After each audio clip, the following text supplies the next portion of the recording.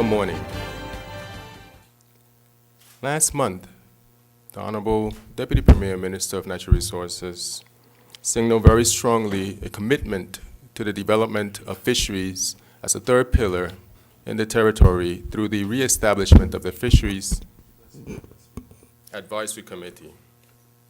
Fisheries Advisory Committee comprised of fishermen, members of the private and public sectors, will advise and guide the development of fisheries as a third pillar of the economy, and with the establishment and formalization of this agreement with the Center for Environment, Fisheries and Aquaculture Sciences, CFAS, it is yet a demonstration of our continued commitment to the development of fisheries in particular.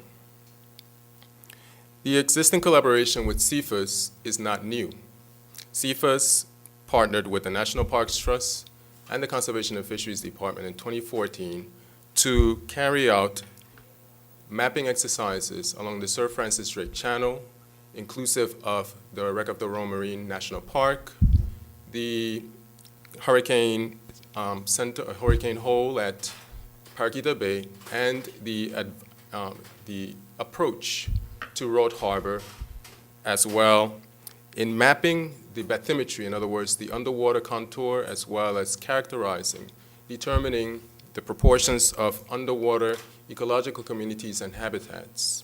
And out of that relationship, this morning, we are building by signing this Memorandum of Understanding, which will formalize and will provide additional benefits and collaboration to both CFAS as well as the territory. And this morning, speakers will highlight the aspects of that relationship and how we will develop that.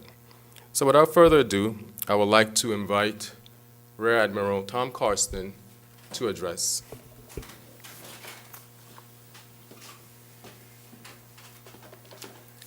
Deputy Minister, Dr. Pickering, ladies and gentlemen, it's a pleasure to be here in the Virgin Islands and to return to a beautiful part of the world which I've had the pleasure of visiting before. I first came here at the end of a Caribbean hydrographic conference taking place in St. Martin's for a family holiday 3 years ago, and had the pleasure of being able to sail my demanding family through your waters for a couple of weeks, and thought that we had arrived in paradise. Little did I know that I was going to have the opportunity to have a professional opportunity to engage with the Virgin Islands. I was at the UK Hydrographic Office at the time as the UK National Hydrographer, and one of our concerns was the great expense involved in seeking to try and update bathymetry charts around the world, and the Virgin Islands was no exception in that sense.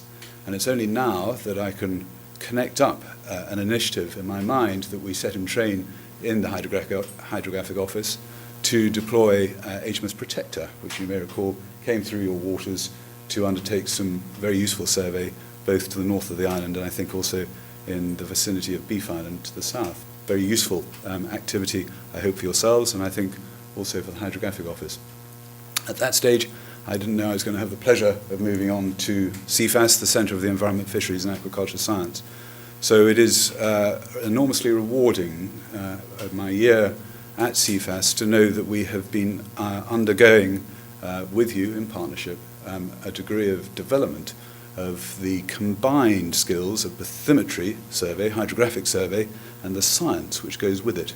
Activities which used to be done in the days of HMS Beagle, but for the intervening period tended to go separate ways. So the experts would undertake bathymetry survey, but they wouldn't complement that with science at the same time.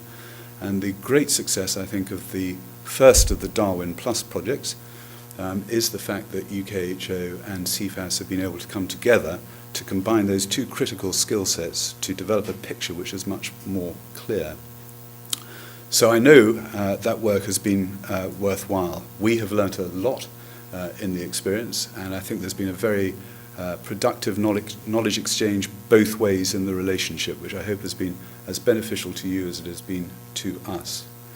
The fact that we are on the verge of a new Darwin Plus project, which was only announced last week, which will allow, I think, for some regional consideration of fisheries matters, both in the Virgin Islands, in the Turks and Caicos, and in Anguilla, I see as an endorsement of the quality of the work which has been undertaken in the first of the Darwin projects mentioned, which started in 2014. So I see real momentum here. I think some of the personal-to-person relationships, not least on the back of the efforts of Kern Van Steen here, have been very helpful. They've allowed us to learn in CFAS some of the more complex considerations facing you in your challenges in your own waters here, and I hope in our own small way to be able to assist in gaining a better understanding and building capacity on both sides. So I'm delighted that we are here today. I'm delighted we've had the chance for broad consideration of wider issues relating to the blue economy as part of the ongoing Wilton Park Conference. And I'm particularly happy that we have the chance today to formalise what I believe is a very productive relationship in the shape of a memorandum of understanding. And I hope that lays the groundwork for long-term relations between CFAS and the Virgin Island government in a way which will be helpful and mutually beneficial to both of us. Thank you very much indeed.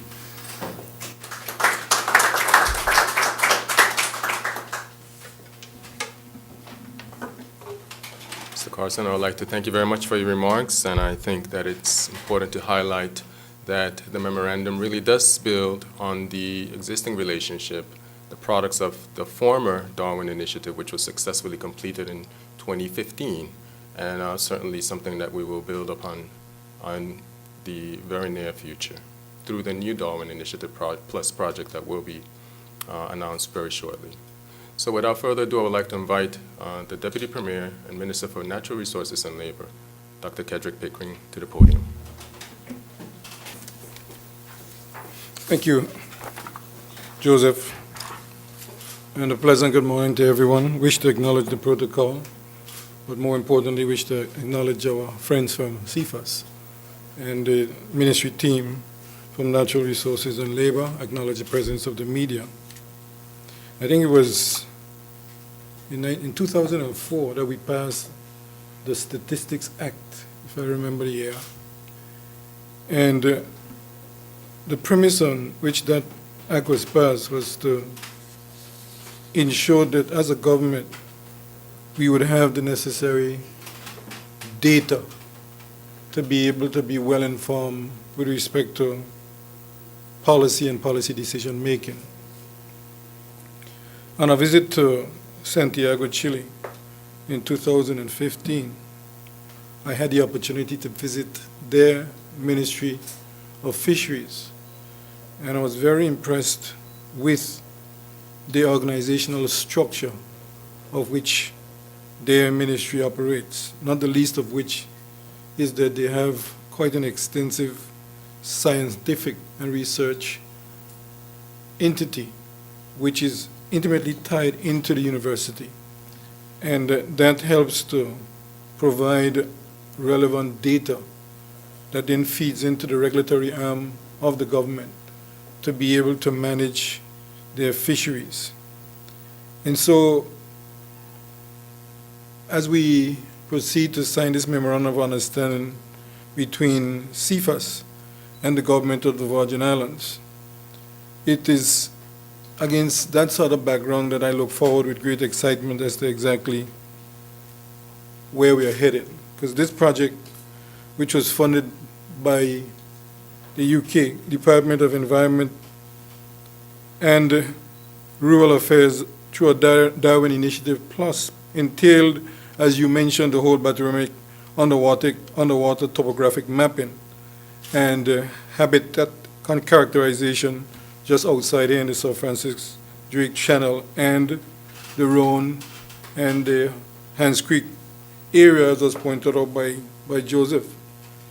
Now, the former Darwin Initiative project catalyzed our interest in identifying new opportunities for a combined or continued and deeper partnership with CFAS, of which you just spoke. And in particular, the territory stands to gain from the vast wealth of knowledge and expertise which resides with CFAS, as they are the lead agency responsible for fisheries management in the United Kingdom. Our government took the affirmative step to further strengthen and expand the fisheries sector through the establishment of the Fisheries Advisory Committee last month. We have the chairman, Mr. Ron Potter, here with us this morning. And at that time, I remarked that it was another one of those red letter days, because the Fisheries Advisory Committee is actually mandated by law under the Fisheries Act of 1997, but had been relatively dormant to non-existence ever since. And so it was with a great sense of pride that I announced the formation, the formal establishment of the Fisheries Advisory Council, which you may or may not know, comprised of fishermen, the public and private and academic sectors, ostensibly to advise government on the matters related to the development of the fisheries. It is a collaborative framework that we are establishing between CFAS and ourselves to have a better understanding of the overall marine environment, which aims to facilitate the exchanging of technical information, visits, training, and cooperative research and projects, and the ongoing programming related to fisheries. I'm sure many of us have heard over and over, both on the campaign trail and ever since, that we in the Virgin Islands should be thinking about building fisheries as a third economic pillar. But we're not only talking about it, we are actually endeavoring to make it happen. And we've done significant work in terms of advancing the overall fisheries sector. But one of the things that I've, as the minister responsible for the subject, have become fully aware of is that you can't make proper decisions without the right information. And so if we are going to have regulations that are going to guide and direct and ultimately protect our fisheries sector, it has to be undergirded by the relevant scientific data that tells us what is and what is not. Otherwise, we'll be fishing like the olden days, just going out and dropping a line and hope to catch a fish. People don't fish like that no more. It's all science, GPS and apps and what have you, that tell the fishermen where to go and find the fish.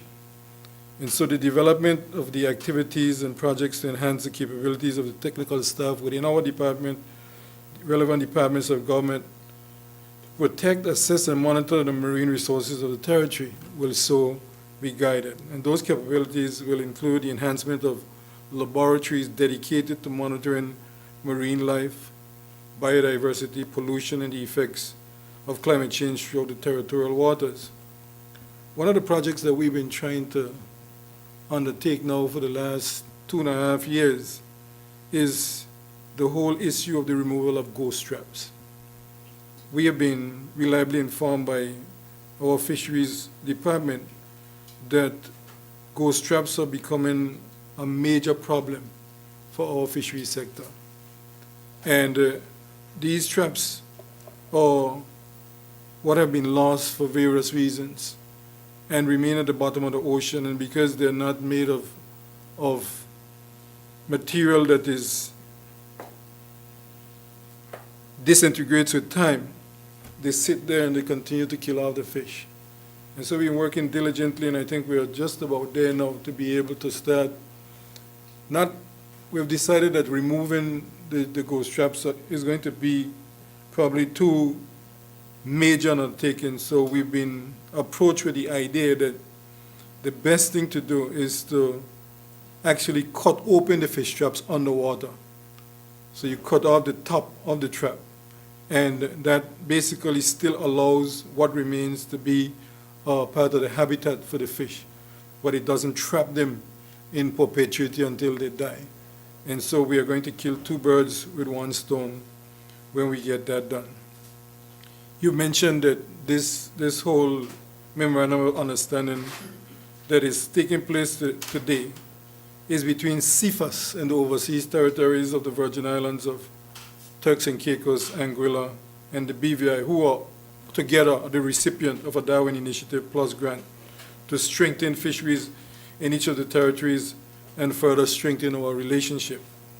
And I may also add at this point in time that the ocean policy, ocean governance policy that is being undertaken via the OECS will also feed directly into some of what we are doing here. We had sought to establish our own ocean policy, and we were advancing, but then we realized that it was duplication of effort, and that the OECS was far advanced in doing the same work. And so it was suggested that the entire OECS should have an ocean policy, because obviously it's only one ocean.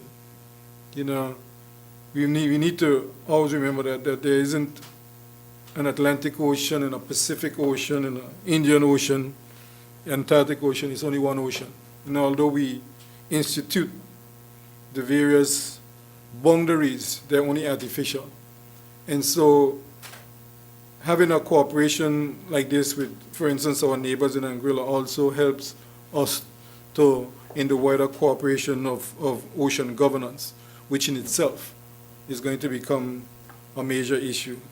And so this 3-year project will target fisheries and managers and fishers in these 3 overseas, UK overseas territory, specifically to enhance their skills, their knowledge, data, and tools to achieve sustainable management and harvesting of their commercially important fisheries. The project will target the lobster fishery on our sister island of Anegada, and experts, fishers, members of our Fisheries Advisory Council Committee, staff from the Conservation and Fisheries Department, along with CFAS, will assess the current state of our fish stock. Therefore, improve data collection along the Anegada Horseshoe Reef Fisheries Protected Area and help us to create a plan for the sustainable use of the resource well into the future. And so the Ministry of Natural Resources and Labor anticipates, through this effort, as well as other opportunities created by the formalization of this relationship, that we will strengthen and grow the fisheries sector into a full-fledged economic pillar. And as Minister, I am fully committed to the development of the technical and economic capacity of our people, and will ensure that the outcomes of this agreement will result in tangible benefits to the Virgin Islands. So once again, thank you on behalf of the government of the Virgin Islands.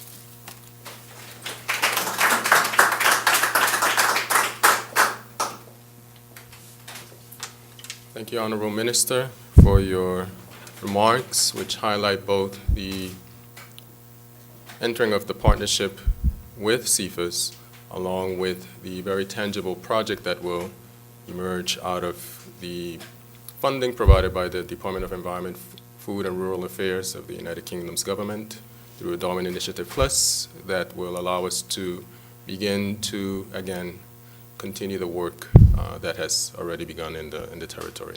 So at this time, we'll invite the Honorable Deputy Premier and Minister for Natural Resources and Labor, along with Rear Admiral Tom Carston, to execute the agreement, and that will be witnessed by the Chairman of the Fisheries Advisory Committee, Mr. Ron Potter, as well as the Chief Scientific Officer within the Center for Environment, Fisheries, and Aquaculture Sciences, Mr. Koen Vansten.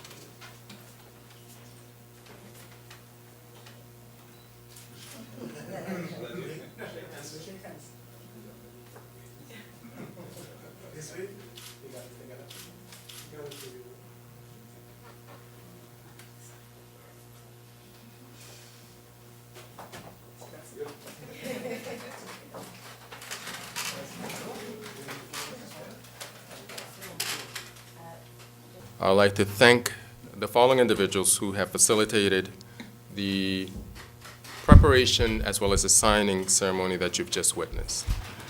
Firstly, I'd like to acknowledge the Department of State for the United Kingdom's government, and the Foreign and Commonwealth Office, the Governor's Office, the Center for Environment, Fisheries, and Aquaculture Sciences, the Ministry of Natural Resources and Labor, the International Affairs Secretariat, the Chairman of the Fisheries Advisory Committee, who is with us this morning, Government Information Services, and the members of the media who are here with us. We would like to thank everyone for coming this morning. And as has been intimated, this is the beginning of a relationship, so we anticipate many good outcomes and outputs from the ongoing work that will continue as of really the beginning of next year. So again, thank you very much for coming, and God bless you.